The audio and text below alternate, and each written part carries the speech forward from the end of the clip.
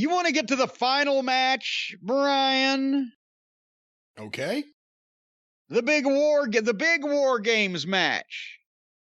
Not the one that lasted 45 minutes involving everything from Home Depot with the girls, the one that lasted 50 minutes involving everything from Home Depot with the guys.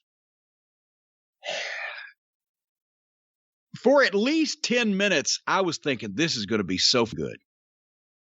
I looked forward to this. We liked McAfee's debut against Adam Cole. We've loved him as a personality. I love the Undisputed Era as a group. They've all got star written all over them, the way they carry themselves, etc. Cole, blah, blah, blah. We have liked Pete Dunne's work, even if not his tan. They'll be smart about this. And maybe that's why they put the girls up front and did all the garbage with the weapons and everything so that these guys could have a real WarGames match. And at first it looked like it, with Dunne starting out with Kyle O'Reilly. And Dunne's good. And I love O'Reilly. And they did their time and they kept it moving. They were wrestling and trying to neutralize each other, tie each other up. They did their shit, worked their style, didn't use the cage at all, which is good. If you start that, then 45 minutes later, it's very old. When Lorcan came in, the 2-on-1 heel heat started, and they're beating Kyle up. And I love, what's the lead announcer's name? The young guy? Vic Joseph. Okay, so well, something about O'Reilly being in trouble, and he didn't say until the cavalry arrives. He said until the Calvary arrives.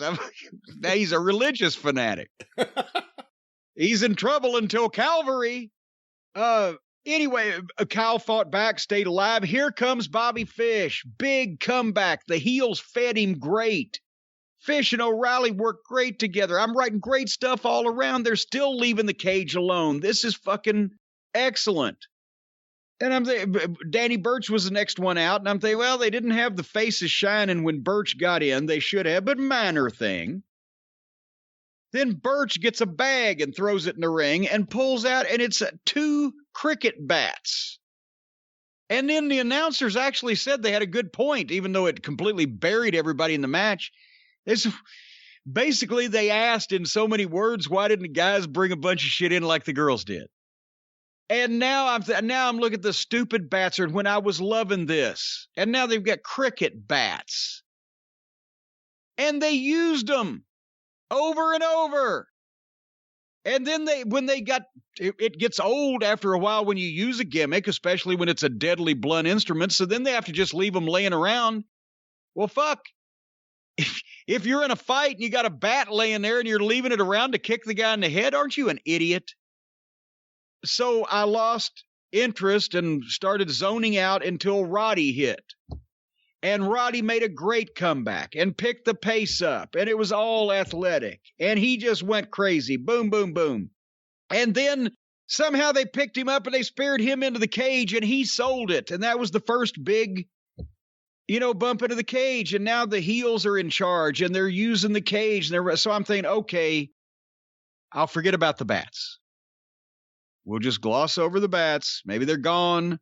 They're back on track here. McAfee's up. And then as all of a sudden I went from, okay, let's see what we got to, oh boy, because he didn't go in the ring. He went underneath the ring and he pulled out a table. And I wrote, this was going so good. And here comes another table and a chair and another chair and another table. And another table. He pulled all this shit out from under the ring and stuck it before he even got in the ring, while the baby faces had to sell or maybe make a weak attempt to get up because the other guys he's handing all this furniture into the other guys. So I decided I was going to skip to Adam Cole's entrance because now I've lost interest in this whole fucking thing because they've fucked it up. So I'll see what Adam Cole does. Skip ahead to Adam Cole's entrance. He does the fire extinguisher spot, which is normally great if you hadn't seen everything all night. As a matter of fact, he probably learned it in Ring of Honor from me, since Apparently nobody else had ever seen it when I gave it to the Kings of Wrestling and the Briscoe brothers at the Toronto Ring of Honor show in July 2000, what was it, 10? Or was it 11? Underneath the Tyler Black, Davey Richards title match. Anyway, they were quite thrilled with it at the time. But anyway, I always liked the fire extinguisher spot. But now he gets in.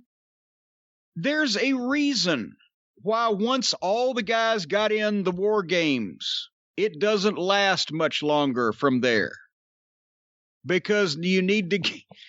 As a matter of fact, we should talk about why that the WarGames ever worked to begin with. It was an angle that needed a stipulation match, not a stipulation match that needed participants at an angle. It was perfect because the Four Horsemen and J.J. Dillon, 5 guys, against Dusty Rhodes and the main event babyfaces. And there was always 3 more of them. It was 4 more of them. It was always perfect because that was a personal issue that people could understand in this big match that had never been seen before and would not be seen on a regular basis took place, and they used it to settle a blood feud. And it worked with those, and it worked, as you said, Brian, in the 90s when they found teams of guys that were good enough workers and they still understood what this whole thing was about. But this is just a group of guys doing stunt shows inside this cage. And what the fuck? When it can even make me not want to see guys that I fucking like. So anyway, after, well, where was I? So Cole does a fire extinguisher spot, gets in, boom, boom, boom.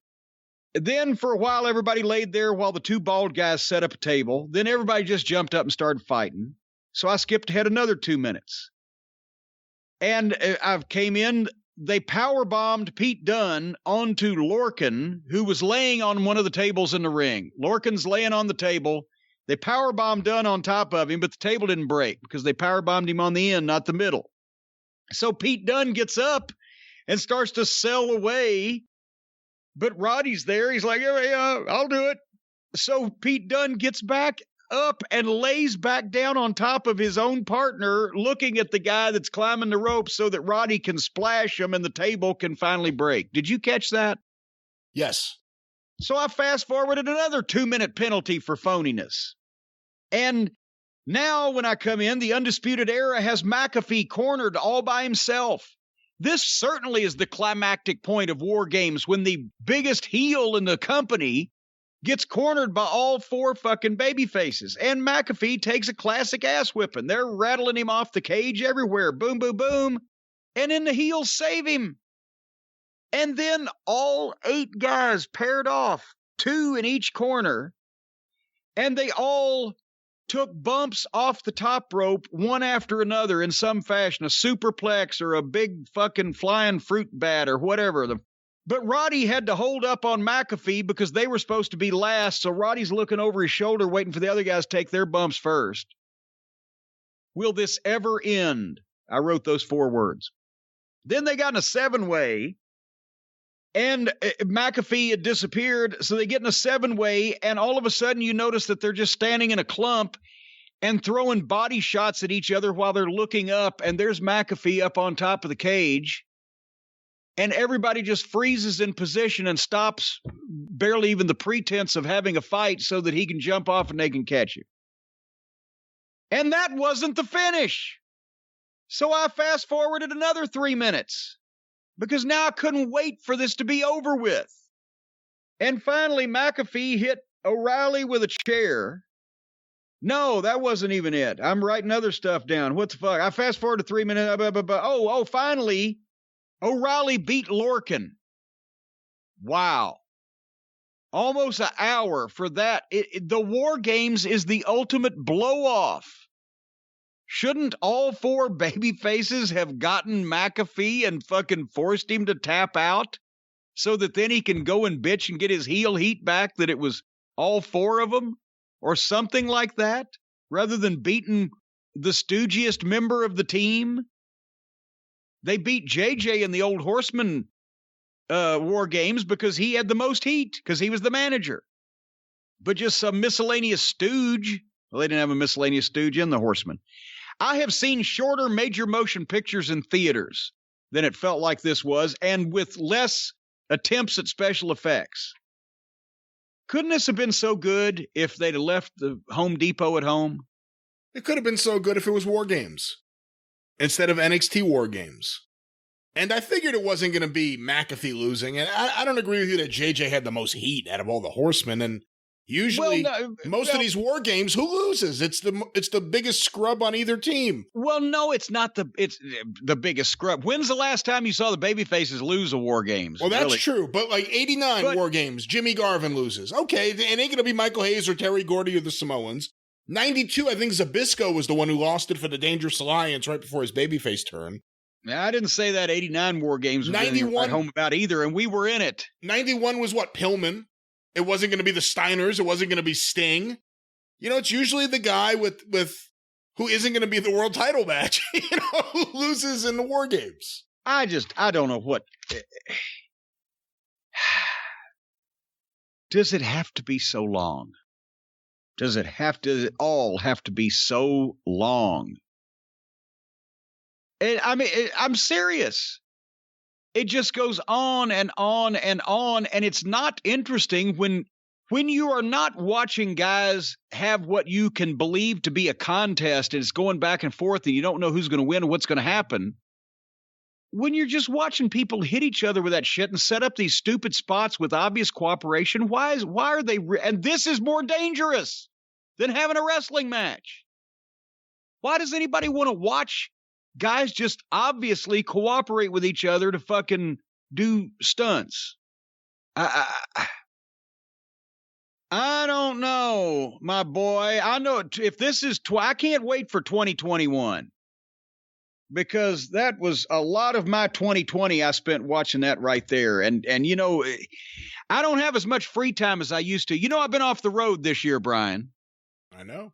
And I was going to do that anyway, but the pandemic sort of put a exclamation point on that. I don't have as much free time as I did. I used to have a lot of free time. When I'd be on the road, I'd be sitting in a hotel room late at night. You know what I'd be doing in a hotel room late at night? Sitting there, shaving my balls. Oh. That was where I did. Well, what were you thinking? I was trying not to think of what you'd be doing in your hotel room late at night. Late at night, shaving my balls, because that's where you would do, because you'd have time to yourself. And it used to be a big procedure. You had to get out all the tools, plug shit into the walls, get out the shaving cream tub, the whole 9 yards. It was a whole big thing. But since Manscaped has come along, it just, in the twinkling of an eye, you can get all slick and shaved and clean and puffed up and smelling good. I'm telling you what, if it's been a bad 2020 for you because you didn't have time to shave your balls, folks, it's not a big deal anymore as long as you got the products from Manscaped. Whether it be the Lawnmower 3.0, it's nick-proof and waterproof. It's got an LED light so you can backlight everything down there. It's also ergonomically shaped, so when you're trying to bend over and stick your head all the way between your knees and up amongst your ass cheeks to get the last little bit of the forest, you can grip it nicely, and it's weighted, actually. It has a wonderful weighted feel. But there's also the crop preserver, the anti-chafing ball deodorant and moisturizer. You put deodorant under your arms. Why are you not putting deodorant in your crotch? The Crop Reviver ball toner spray. And remember, Manscaped will throw in that shed travel bag to keep all of your goods stored comfortably.